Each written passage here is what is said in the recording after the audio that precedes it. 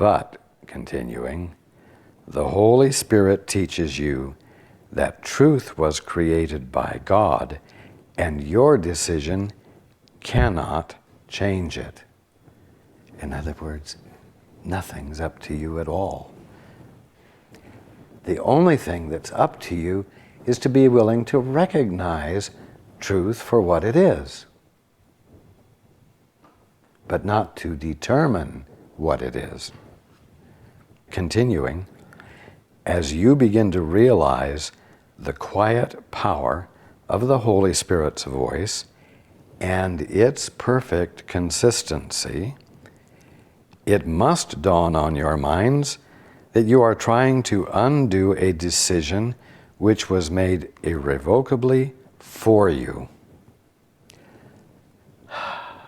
Just like imagining that you can get a bill of divorcement from the Father is undoing a bond that can't be undone.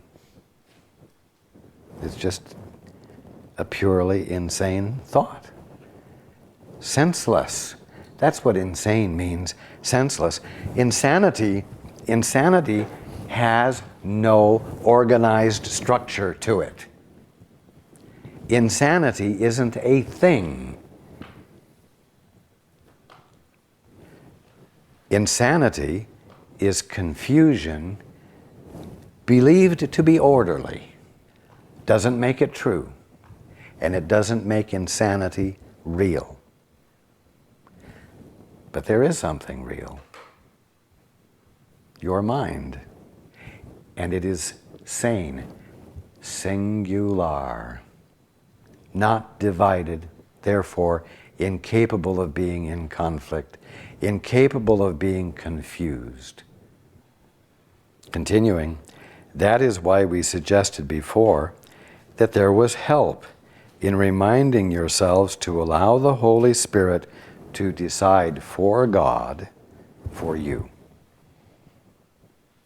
Waking up is you deciding for God, on behalf of God, being all.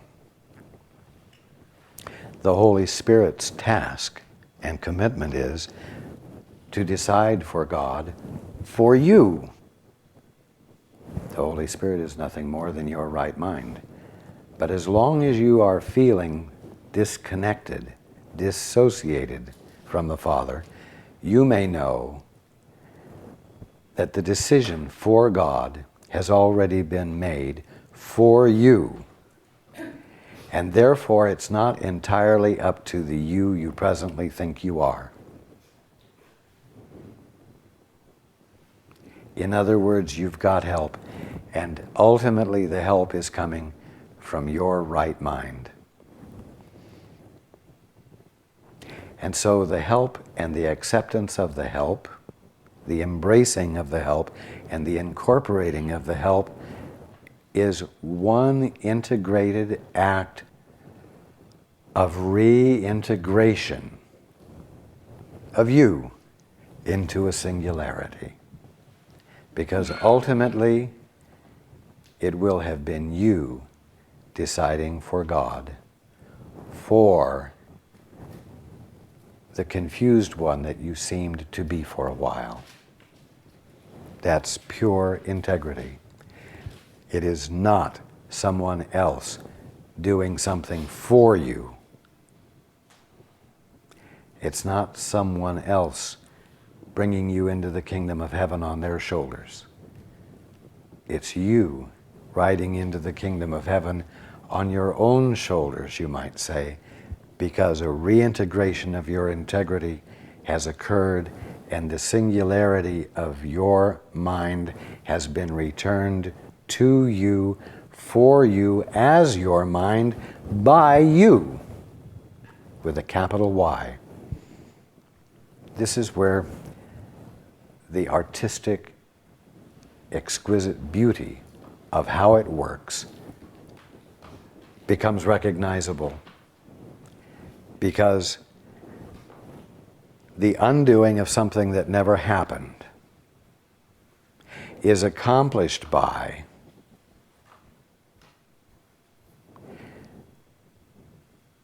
the unalterable integrity of you helping the dissociated sense of yourself that you're entertaining to come back into full appreciation of itself and back into its full capacity, so it constitutes healing that is the return to sanity, a return that has occurred at the hand of the divine sanity of you yourself. It's pure integrity, it's pure integration, it's pure empowerment, it's pure unity.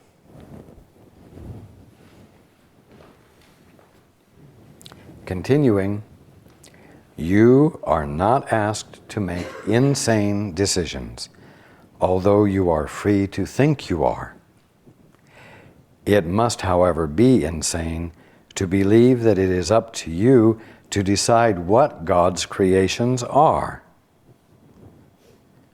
See, that was the whole problem. But Father, I'd rather define it myself. But Father, I'd rather see it my way.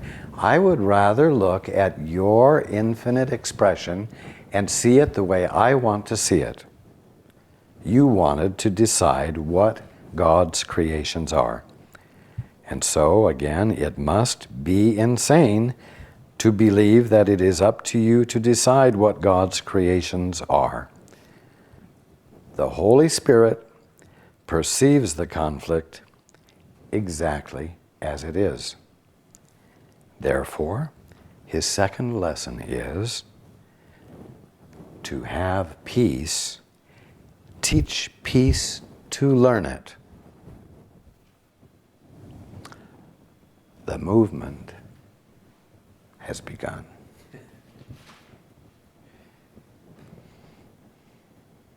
I love you.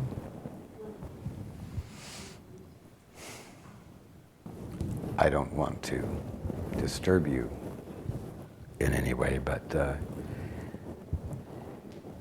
you will have ample opportunities during the coming week to learn peace by choosing to teach it. Nothing special has been arranged for you. And I look forward to being with you next week.